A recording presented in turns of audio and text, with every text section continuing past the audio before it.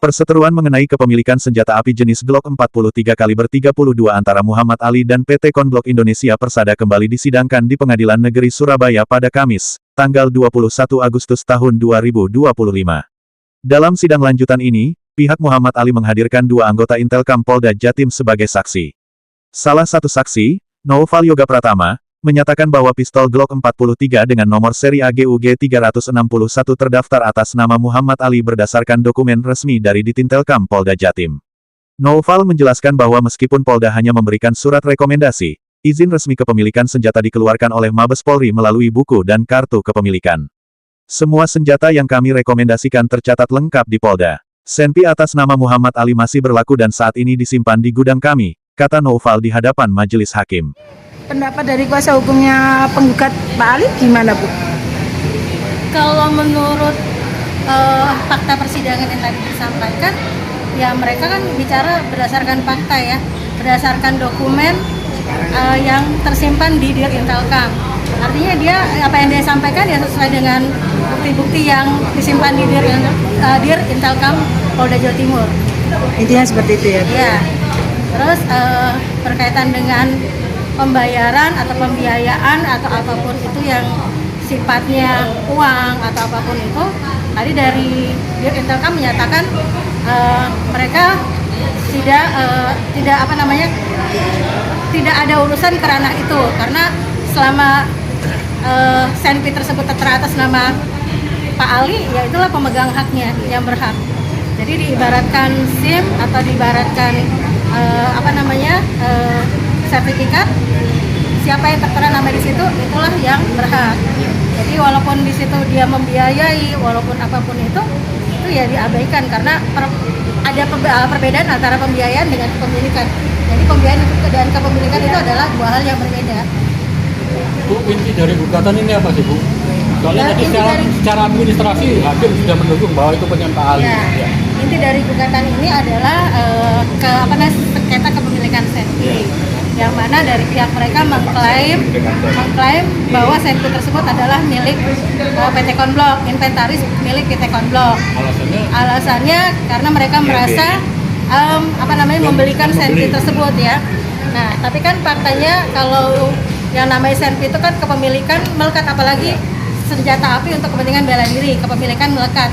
Dalam hal ini tadi dari pihak hakim pun ya tidak mempersoalkan siapapun yang membiayai, selama itu atas nama ya itu yang berhak. Seperti itu sih intinya. Dan selama itu CNP itu dibelikan, itu saya jadi ajudannya dia. Nah, ya itu Pak. Saya kawal sama Justin dimanapun, fungsi senjata itu memang belikan untuk jadi ajudannya. Syaratnya kamu jadi ajudan saya dan kawal adik saya. Adik dia namanya itu kan kena pidana di Polda Metro. Kamu harus kawal adik saya. Oke. Bentar Pak. Bapak jadi ajudan karena dia terkena masalah pidana. Masalah pidana, adiknya dia seringkali datangin rumahnya Ambon, seringkali datangin dari polisi dari Polda Metro. Jadi maka Pak Ali harus kawal sama adik saya. Oh siap Bu. Selama 1 tahun saya kawal CNB itu pakai. Nah setelah itu ada miskomunikasi, saya tidak mau kerja lagi. Saya pulang minta CNB balik. Saya bilang secara orang Islam saya, kalau tidak ikhlas, Ibu ambil boleh, tapi ganti nama saya. Dia tidak mau, paksa kirim surat somasi, kirim ke kantor dia. Ini kan bukan HP. Saya harus kirim ke rumah. Saya serahkan ke Polda Jatim langsung besoknya. Gitu loh. Jadi selama ini saya kerja sama dia selama 1 tahun, tidak pernah terima gaji 1 sen. Sekarang kan dia keluarkan surat itu direktur PT Konblok. Apakah saya diberikan gaji? Maka saya ganti PT lagi, PT Santoso. Kenapa? Saya tadi ngakui saya direkturnya PT Santoso Jawi, PT Konblok gitu loh. Akhirnya saya pindah PT-nya itu loh. Nama Kenapa? tetap. Nama PT Santoso Nama Jawi pemilik Abadi. tetap, nama Pemiliknya tetap. Kalau dia ngaku saya jadi direkturnya dia, saya pindah lagi PT-nya. Dia tidak pernah bayar gaji kok selama 1 tahun, uang bensin aja tidak pernah. Kalau dinilai Perpanjangan dia berikan saya. Kenapa? CNP itu kan saya pakai untuk dia. Harus dia yang biayain. Saya pegang. Memang atas nama pribadi saya, tapi tidak ada hitam dan putih janjian. Satu, kenapa saya bicarakan, dia minta izin, apakah boleh atas nama bapak, artinya suaminya. Saya jawab, saya tidak pernah bukan agensi senjata, bukan importer senjata, bukan polisi kok ibu minta saya. Dan orang selain orang suku pribumi saya tidak berani. Itu hak saya tuh. Hak saya, bukan kepolisian. Saya kan bukan jual beli senjata, kenapa kau minta saya? Harusnya dia langsung ke Polda. Itu loh. Jawaban tadi kan kayak gitu. Di kenapa kok atas nama bukan bapaknya kok Pak Ali?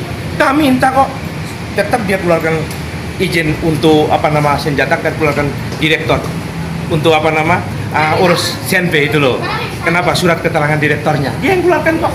Biar aku dapat CNP itu loh. Jadi sudah cukup. Saya kan sampaikan, memang tidak ikhlas dibelikan untuk saya, boleh ambil, tak ada masalah. Tapi secara ya hukumlah, harusnya Kak Polda, Giba panggil saya kan ya. Kalau saya nggak kasih secara hukum memang dia nggak bisa. Kalau secara psikologis saya Islam, tak ikhlas saya kasih. Karena masalah kok besok juga bisa ambil, kok tak ada masalah saya kasih. Tapi jangan kayak gini paksa suruh kirim ke rumah, suruh kasih somasi ke rumah saya, gitu loh. Lapor ke pidana penggelapan CNP. Saya loh bukan penggelapan, ada di Polda kok barangnya. Dan 320 itu memang 320 juta belinya dia berikan. Itu saya ngakui kok, bukan saya nggak ngaku. Tapi bukti pemiliknya memang murni atas nama saya pribadi. Walaupun bapak kasih biaya saya, tetap kan tidak ada hitam dan putih. Tetap milik saya tuh, gitu loh. Pak Ali, Itu aja. yang dikawal terpidana. Sementara Nanang Abdi, kuasa hukum PT Konblok Indonesia Persada, menyatakan bahwa kliennya tidak mempermasalahkan status kepemilikan senjata secara langsung. Mereka hanya mempertanyakan apakah senpi yang dibeli sesuai dengan yang dijanjikan oleh Muhammad Ali. Bagaimana Pak? Apa yang bisa dipetik Pak dari sidang fakta ini? Ya, satu-satu. Ya, terkait saksi kan kami mempertanyakan kalau memang beliau ini bersaksi atas nama institusi ataukah atas nama pribadi. Tetapi tadi disampaikan tidak ada surat tugas, hanya perintah lisan dari pimpinan. Ya, kami tidak dalam kapasitas menilai itu, kami hanya menyampaikan kepada majelis bahwa ini tanpa surat tugas. Tapi kalau profesinya jelas anggota kepolisian. Terus Kepemilikan tadi yang warga negara Chinese tadi? ya, dari awal itu klien kami terkait senjata api ini kan menyampaikan dikasih tahu oleh penggugat bahwa izin itu tidak boleh suku Chinese walaupun posisinya direktur, tetapi harus dari suku pribumi.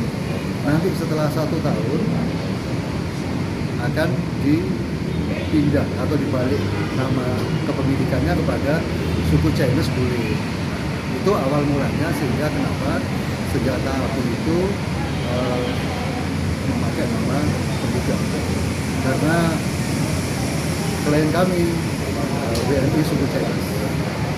Kalau menurut kacamata hukum Bapak, kepemilikan senjata ini Pak Ali ini apakah sah atau legal atau ilegal Pak?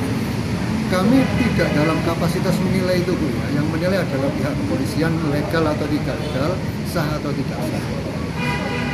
Kami juga, klien kami juga tidak, apakah objek yang diserahkan dengan objek yang ditawarkan itu adalah yang sama. Misalkan begini, saya dengan Pak Adi, ini Pak Adi Susuladi juga kuasa hukum sama saya meminta beli senjata ke Pak Susilo Adi. Terus kemudian ditunjukin ini senjatanya. Terus sekarang menjadi perkara, sekarang digudangkan di Polda. Nah, apakah uang yang saya titipkan kepada beliau diberikan senjata yang ini atau yang lain? Kami tidak tahu dan kami tidak menggugat kepemilikan atas senjata yang sekarang ada di Polda ini. Kami tidak menggugat kepemilikan ini. Asal-usul tadi yang Pak. Iya, kami hanya tanya ada pembicaraan rencana awal dari klien kami terkait pembelian senpi. Nah, nanti apakah uang yang sudah dilakukan dengan bukti-bukti yang tadi kami tunjukkan di depan pengadilan sebagai uang itu, apakah senjata yang sama dengan yang digunakan atau senjata lain atau belum dibelikan kan sudah dilakukan. Intinya kami tidak menggugat bahwa ini adalah milik kami. Kami meminta bahwa yang dulu pernah dijanjikan senjatanya ini mana. Itu yang sampai saat ini belum diberikan. Tapi dapat nggak permintaan dari tugas ini?